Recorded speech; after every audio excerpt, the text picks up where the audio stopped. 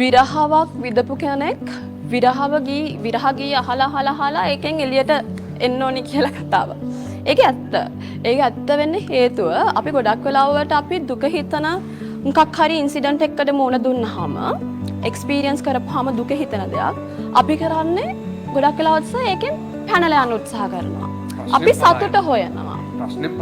ප්‍රශ්නෙන් පලා ගිහිල්ලා අපි සතුට හොයනවා. නමුත් ඒක නෙමෙයි කරන්න ඕනේ. මම මේ ළඟදිත් මම වීඩියෝ එකක් දැම්මා. අපි අඬාගෙන අපේ ගාවට එන කෙනෙක්ට කවදාවත් අඬන්න එපා කියලා කියන්න එපා. ඔයා අඬන්න. ඔයාට ඒක හීල් වෙනකන් ඒක එතනින් ඉවර වෙනකන් ඔයා අඬන්න. ඒක ප්‍රශ්නයක් නෑ. ඒ කියන්නේ අඬන්න එපා කියලා කියන්න එපා නේ. කවදාවත් අඬන කෙනෙක්ට අඬන්න එපා කියලා කියන්නේ ඒක අපි නොදැනුවත්වම කියවෙනවනේ සර්. ගණන් ගන්න එපා අඬන්න එපා කියලා. ගණන් ගන්න එපා ඕක මොකද්ද කියලා අපි එතනම මේ මනුස්සයව තව ටිකක් පල්ලෙහාට දානවා. අපි ආව අන්ඩර්ස්ටිමේට් කරනවා. එයාගේ ඉමෝෂන් එක තමයි අපි ඒ වෙලාව අන්ඩර්ස්ටිමේට් කරනවා. අපි තේරුම් ගන්න නෑ නේ.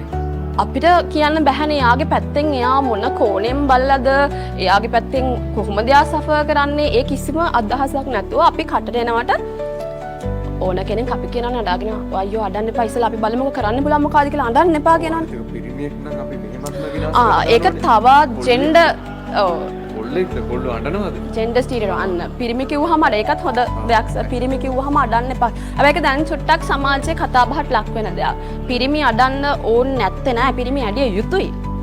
ඇයි පිරිමි අඬන්න එපා කියන්නේ? පිරිමි කියන්නේත් මිනිස්සෙක්. ඉතින් පිරිමියා කියන්නේත් මිනිස්සෙක්.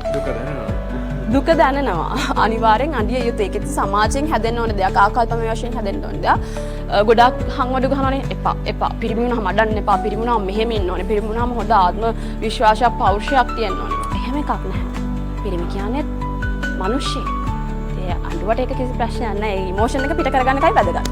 සහස අහපු ප්‍රශ්නේ මෙස කියපු දේ විරහව විදපු කෙනෙක් විරහ ගීත අහලම ඒකෙන් එළියට එනවා කියන ඇත්තට මේක හරිම සයන්ටිෆික්.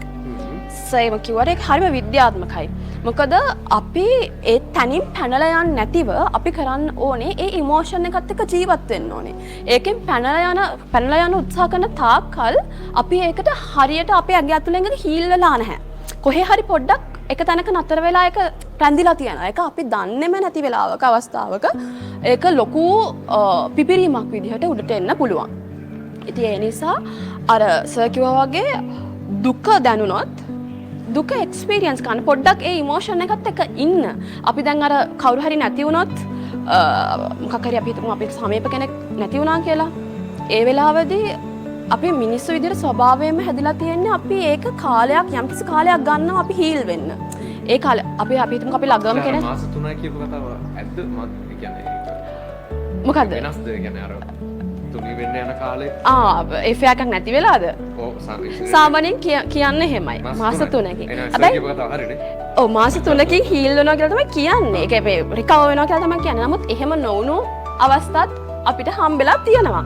හැබැයි පොදුවේ ගත්තාම මාස 3ක් වගේ කාලයක් ඇතුළතදී ඒ දුක ඒ මෙමරීස් ඒවා ඔක්කොම මම කියන්නේ සම්පූර්ණයෙන්ම ඉරේස් මකලක් දානවා කියලා නෙවෙයි. ඉතුරු වෙනවා. ඒක මිනිස්සුන්ගේ ස්වභාවය. හැබැයි අර දුක කියන දේ ටික ටික සහ ඒ මතක ටික ෆේඩ් වෙලා අපි අර සායන් දෙකක් එකට කරද්දී ඒ සායන් දෙක දෙපැත්තට ෆේඩ් වෙන්නේ පොඩ්ඩක් අර සම්පූර්ණ පාට එන්න දෙපැත්තට එන්න කලින් මැද පොඩ්ඩක් ෆේඩ් වෙලා අමුතු පාටක් හැදෙන්නේ. අන්න ඒ වගේ මෙමරිස් ෆේඩ් වෙලා යනවා. හැබැයි ඒකෙන් කියන්නේ සම්පූර්ණයෙන්ම සුදු පාට මැද ගාලා නැහැ. තාමත් ජීවිතේ තියෙනවා. අලුත් මිනිසෙක් විදිහට ඉස්සරහට යනවා. ඉතින් අපි